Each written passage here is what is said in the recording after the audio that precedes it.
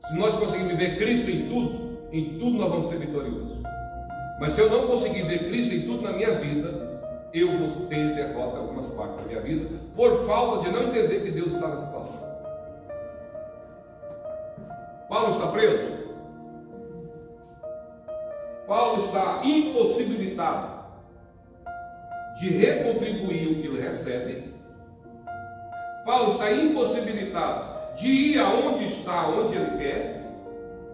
Paulo está hoje gemado, preso em Roma.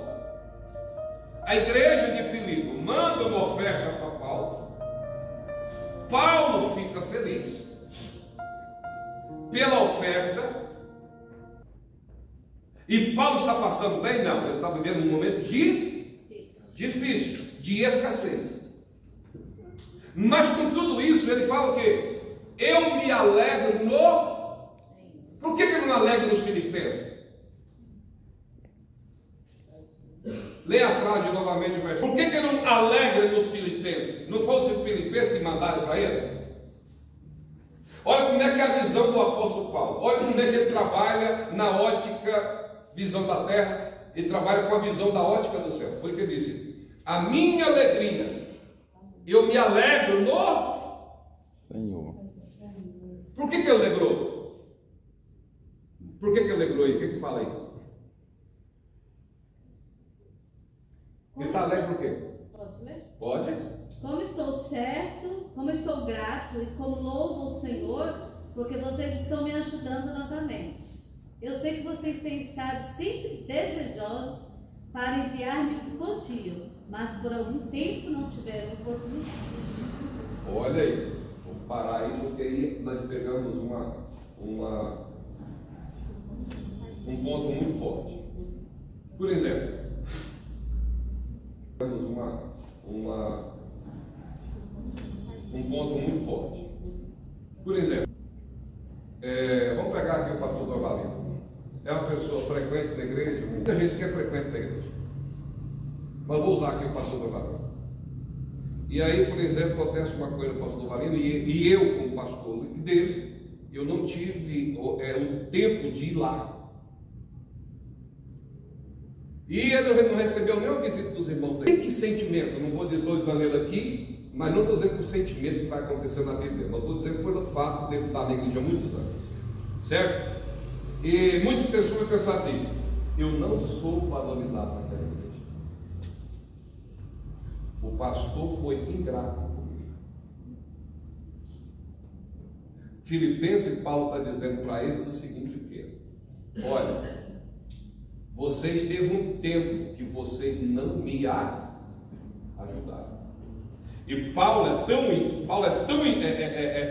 tão centralizado em Deus que ele chega e diz assim: não é culpa de vocês. Não é culpa de vocês.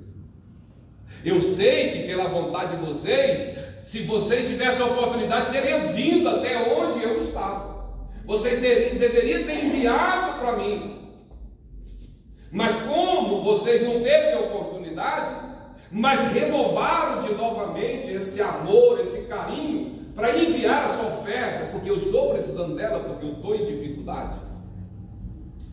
Paulo não questiona: vocês foram ingratos, vocês esqueceram de mim, vocês me abandonaram, vocês pararam de orar para mim. Não é isso que nós sempre estamos dizendo?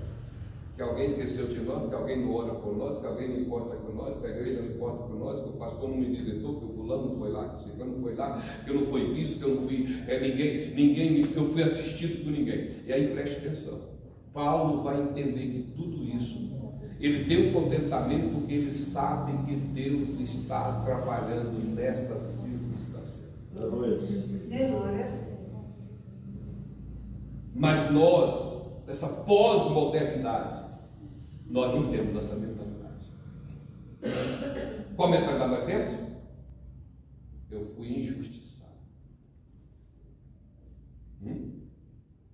Eu não fui reconhecido como eu deveria. Por quê? Porque nós somos orgulhosos, vaidosos, nós somos cobiçosos e nós somos o quê? Invejosos. O que é o orgulho? Autossuco? A gente não precisa de ninguém também, não. Eu não preciso de ninguém, não, você é crente em casa, que não sei o que, etc. A autossuficiência passa a tomar conta desse crente. Por quê? Porque ele não entendeu que Deus está tratando com ele nessa situação. E aí ele acha o culpado. E aí, em vez dele entender que Deus está no controle de todas as coisas, que Deus movendo todas as coisas, Paulo está passando por aquilo ali, porque Paulo está querendo, porque Deus programou para Paulo passar por aquela situação. E Paulo entende que ele está ali, não é porque ele foi abandonado, ele está ali porque Deus tem um propósito na vida dele daquela forma. E aí ele entendeu o chamado de Deus, aí entendeu o propósito de Deus. Aí muitas vezes o que está acontecendo conosco? A falta de nós termos contentamento, nós ficamos o quê? Insatisfeitos. Porque quando a circunstância chega em nossas vidas, que abate nós, a primeira coisa nossa é murmurar, reclamar. Não está valendo a pena fazer isso, não está valendo a pena servir a Deus, porque eu só estou sofrendo, porque eu só estou passando dificuldade, porque a minha vida não vejo solução, eu não vejo melhor na minha vida, eu não vejo melhor nos meus filhos, parece que a coisa é mais difícil, que eu fui para a igreja, a coisa piorou mais. E aí? A questão não é que piorou, é que existe um lapidar de Deus na sua vida. Deus vai quebrantar você pelo processo. Como diz uma frase, pipoca, amigo de pipoca, se torna pipoca quando não passa pelo fogo. E muitas vezes nós vamos passar pelo fogo. Paulo vai dizer várias vezes: ninguém esteve aqui comigo, esteve aqui e assistiu e me deu livramento. Então entende que muitas vezes a nossa fé, a nossa vida cristã, ela está muito centralizada no homem e na pessoa. E por isso que muitas vezes nós somos mais decepcionados. Por quê? Porque o homem decepciona a gente. A gente é falho. Você é falho. Você é imperfeito. E aí o que acontece? Nós criamos situações dizendo: não vale a pena estar ali. Não vale a pena estar lá. Eu não tenho oportunidade. Eu não sei o quê. Calma. Não veja o irmão como inimigo, não veja o pastor como que está perseguindo você, mas veja um Deus que está trabalhando em você. Deixa Deus trabalhar na sua vida. Sabe aquele emprego? Chegou aquele chefe enjoado lá agora? Sabe? É Deus moldando você. É Deus preparando você. Se você não olhar para essa situação, vendo que Deus está moldando você, você vai revoltar nessa situação. Sabe aquele emprego que você queria, que você fez o concurso, era para sair, mas não saiu. Você queria entrar naquele serviço, mas de repente o serviço não saiu, você teve que mudar daqui para outro lugar. E você não entende e fala: meu Deus, por quê? Aí você vai para outro lugar, você queria esse serviço aqui, você teve que fazer uma rota muito grande. E lá você não é feliz, não é satisfeito, você não é realizado, você está lá insatisfeito porque você não tem contentado. Deus está moldando a sua vida. Enquanto você não tiver esse moldar de Deus, esse contentamento na sua vida, você será uma pessoa que não terá estabilidade no reino de Deus. Então não importa a circunstância que chega à minha volta, né? Porque a nossa tendência é achar que Deus é o quê? Não vai chegar a luta na vida do Lucas, não vai chegar a luta na vida do fulano, não vai chegar não, beleza? Não. A questão, irmão, não é chegar, a questão é como eu reajo a essa situação. Paulo está por cima e não por baixo. Paulo é alguém que está em cima da carne, do bagaço da carne, e não a carne bagaça em cima dele. Ele também domina a situação. Porque se Paulo dominasse a situação, ele era autossuficiente. E Paulo não domina a situação. Existe alguém trabalhando na vida de Paulo e ele percebe isso, porque Paulo entende que Deus é o que faz ele ser o que é, onde fazer e conseguir o que faz, é porque há um trabalhar de Deus na vida dele. Então Paulo não é autossuficiente. Então muitas vezes nós olhamos para essa carta, por essa epístola, carta dos Filipenses, nós vamos dizer, isso aqui é impossível de eu ter contentamento. Paulo é o herói, Paulo é um homem. Não, está errado. Porque o mesmo Deus de Paulo ainda opera nos dias de hoje. Se nós olhamos para Paulo, nós achamos que ele é herói. Não. Herói é o Deus que ele entregou a sua vida. Ele entregou o Deus. Esse é o problema nosso. A gente não entrega sem reserva diante de Deus, para dizer, Senhor, eu vou viver uma vida sem questionar. Sem questionar. Por quê, pastor? Porque a minha vida está na mão de Deus. E aí Paulo, para 1 Timóteo, capítulo 6, versículo de número 6, capítulo 6 de Timóteo, e o versículo de número 6, para nós entender a importância, porque existe um desejo em nós de sempre mais. Não é errado, presta atenção, isso não é errado, esse desejo, não. O errado é quando nós não celebramos onde nós estamos do que Deus fez em nossas vidas, porque esse desejo ele é desfreado. Mas a celebração não, a celebração reconhece tudo aquilo que nós já conquistamos no Senhor. Conquista, mas você não celebra ela, o inimigo fica tranquilo, porque você é um crente que sempre vai ser feliz, porque você nunca celebra as pequenas vitórias de Deus na sua vida.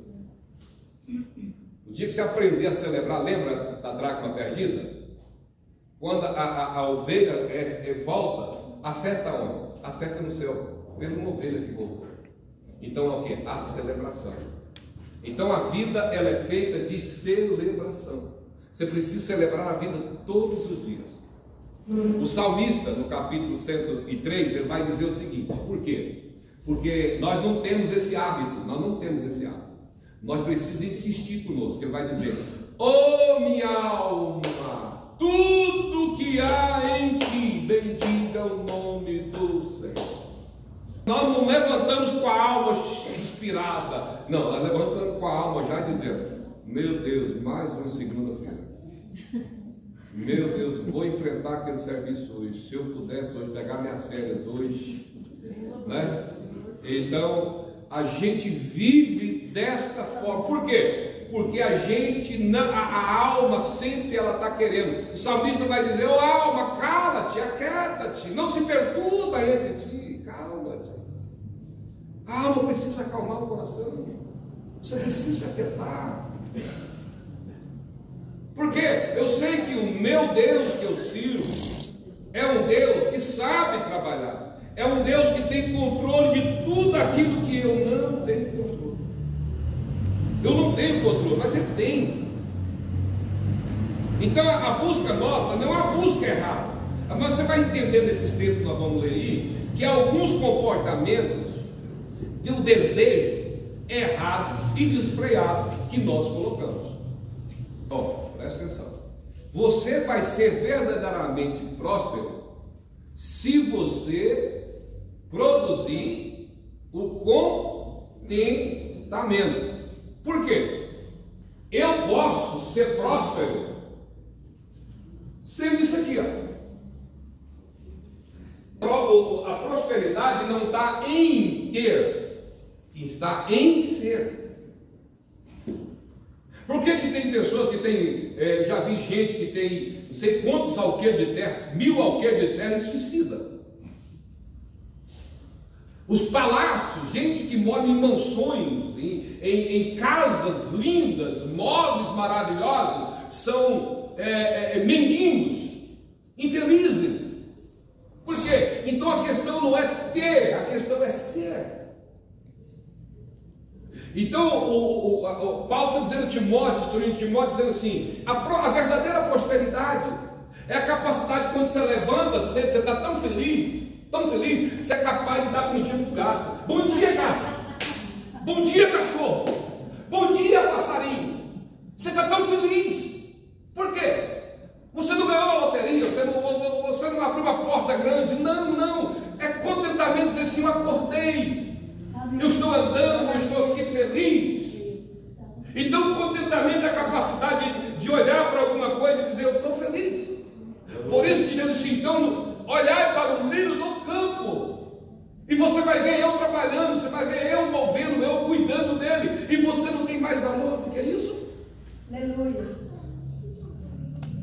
Então a questão da prosperidade não é em ter, é ser. Porque muitas vezes tem muitas pessoas que não é contente. Eu acabo de comprar um carro hoje, amanhã eu já estou trocando o carro. Não é questão de ter, é questão de quê? De satisfação. E hoje nós estamos pagando um preço caro em criar nossos filhos dessa forma. Por quê? Porque nada para eles se satisfaz. Tudo que você faz para eles não fica o quê? E aí você está criando uma criança perigosíssima. Tanto para você, na sua casa, como para a sociedade.